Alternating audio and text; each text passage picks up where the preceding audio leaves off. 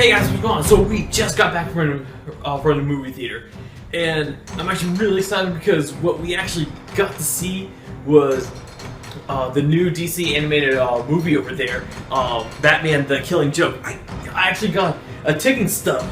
You can barely read it. It says Batman: The Killing. They couldn't fit joke on here because you know these movie stubs are so small and everything. I couldn't be more excited to actually experience this in the movie theater. So I'm actually a huge fan of these direct-to-video animation movies that DC has been producing for the past almost 10 years now. Gosh, it has been that long. But I've always enjoyed them. Just because it's always exciting, and so most of these are from comics I grew up with and everything, so it's actually kind of cool seeing them like that. When they announced Killing Joke, I was actually more than excited to see this just because that is one of my favorite comics growing up. I've always wanted to experience one of these movies in the theater. One of my favorite movies that came out from this line was actually Batman Under the Red Hood. I can watch that so many times. I actually own that in 2 different languages because I liked it that much. And it's actually funny. So whenever people ask me what is my all-time favorite movie, I quickly answer Batman Beyond: Return of the Joker. I always love this movie. So you can just say that I've always loved these animated comic book movies. They've always interested me so much, and I always enjoy them that much. And just having the chance to see it in the theater, it's just excellent. I always regretted when I was a child I never got to see Batman: Mask of the Phantasm in theaters. So just seeing this in theaters was actually really cool. And so before I start reviewing, go through what I kind of experienced when I'm here ready to watch the movie. So we get to the theater, the show started at 10 o'clock at night, movie start time, they go and they show Sam Register, and they introduce the movie. He's like, oh, I'm proud to present The Killing Joke, Mark Hamill and Kevin Conroy coming back. I can't, it's just get really hyped for the movie. They show the WB symbol for their animation production, and then the number 1976 come out, and I'm kind of like, okay, I guess this movie is taking place in 1976. Well, no, it is Mark Hamill. It's almost like a DVD featurette they just put right before the movie. And I was like, okay, he's talking about his experiences of getting into Star Wars, then becoming the Joker. It runs for 10 minutes. And I'm like, oh my gosh, it's kind of that big hype I've already had is kind of dropping. Finally, it ends. Another WB animation logo. Time for the movie, and it is actually the movie, but Batgirl is narrating, and all of a sudden, I realized Joker's not there, and then that's when I realized half the movie is not The Killing Joke, it's something else. And then once that storyline wraps up, then The Killing Joke comes. And I will say the Killing Joke segment of this movie was excellent, and I could not ask for something better in that segment. So that comes to my biggest gripe about this movie, is that it's 2 segments. It really is. And I understand why, because the Killing Joke, the story, if you guys read it, there's really not much into it. And so they even had this decision of trying to make that comic with as little material as it has into 75 minutes, or flesh it out to something more. So it's almost like we have 2 different movies, and it does not mesh well together, and that's one of my biggest gripes about it. So in the beginning, we have the story about Batgirl, and it's basically about her and her relationship with Batman, and everything, and just how she's feeling, and that kind of stuff.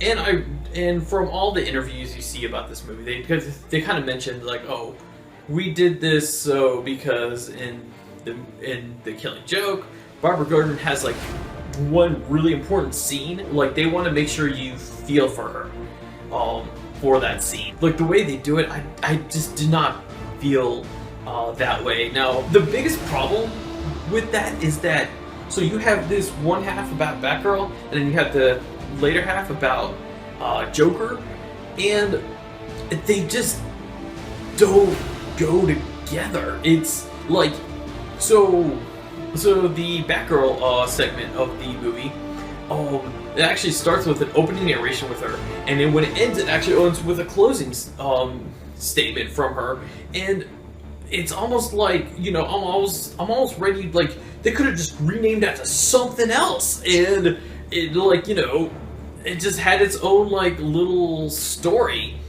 And then like once it gets to the Killing Joke, it's an almost completely different movie. It's you know, so Killing Joke is it's like almost like this kind of horror kind of thing, and it's just done beautifully. And actually, one of the coolest things about the Killing Joke, like they actually have a musical number in it, and Mark Hamill just kills it. And yeah, so let's go ahead and talk about probably the best thing about this movie. Most of the surviving cast members return as their roles. Mark Hamill comes back as Joker, Cameron Conroy comes back as Batman, and even Tara Strong, she comes back as Batgirl. Obviously, Commissioner Gordon and Alfred, they had to be replaced. Unfortunately, their original voice actors are no longer with us. I will say, even though Bullock doesn't have a lot of screen time in there, he is voiced by another person, and it would have been really cool, a nice little touch, if they brought back his voice actor. But I mean, it's such a minor thing that that part doesn't bother me. I mean, obviously the part that bothers me the most is the fact that it feels like two different movies. I think my biggest problem with it is that, alright, they make it a Batgirl, which is fine. I have no problem with it being a Batgirl, but they make it about like her relationship with Batman. And so for all you people who love to see Batgirl and Batman, like, you know, have a romantic relationship and everything, you guys will really love this movie. Like, now, for you people who never liked that idea, oh, you guys are gonna be mad. You guys are gonna like not like how it comes out. But that's all I'm gonna say right there about that.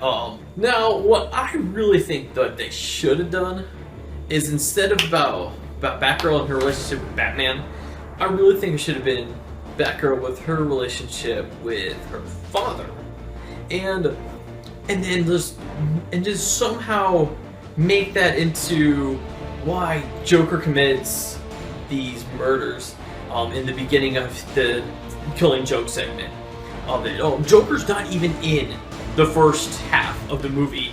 Like, other than those things, like, I do feel that this movie does deserve the R rating, but don't expect something too extreme. That, like, I would not say this is suitable for kids at all, but at the same time, I wouldn't like try to get this only for like to see like how far they push the envelope. It really felt like if they just cut out just a few other things, this probably would have been PG-13. It's not that extreme. Yeah, and so Mark Hamill was talking about how like, you know, that he wasn't gonna do Joker again, and then later they announced that they did this movie. He actually goes into that subject that actually really cool. Was actually really cool when we saw it in theaters, was that after the movie they did another DVD featurette. I'm guessing these are going to be in the DVDs. I mean, this could only be exclusive to the theater, but the other one was about like the music that went into the movie. And so the funny thing is that like all the music they talked about in this featurette was just the Killing Joke portion of it, and it's almost like they kind of showed some of the Batgirl scenes in there just to almost be like, oh yeah, there's this part of the movie too. Like when you guys watch this, you guys will love the Killing Joke portion of it, and the Batgirl stuff will be so forgettable, except for one scene. Just because everyone seems to be talking about that one scene, and when you watch it, you'll know which scene I'm talking about. To be honest, I didn't think much of it, but everyone else in the theater had to make a big deal about it. It was actually real cool to experience this in the big screen. And to be honest, I would love to see more. I would love to see more of these movies. I know Judas Contract is coming in the future. I would love to see that in the big screen. That's actually been like one of my favorite comic book stories of all time, and I would love. Oh man, if they announced that to be in the big screen, I'll totally get that. I really have to thank my wife. My wife was able to get me these passes. These passes to see this in the theater. It was awesome. I cannot thank her enough. And the fact she went with me, even though like half the movie she was closing her eyes. I'm actually really happy I got to experience this in the big screen. Just my biggest problem was that it just felt like two separate storylines instead of a full feature-length feature.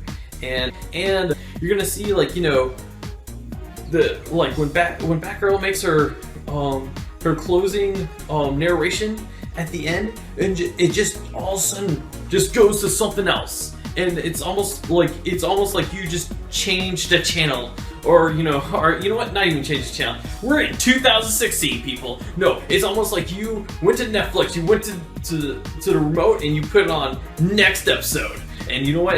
What Netflix does now is that when you put on next episode, they skip the opening, they skip everything for you, so it goes straight into the actual episode itself. And that's what this movie did.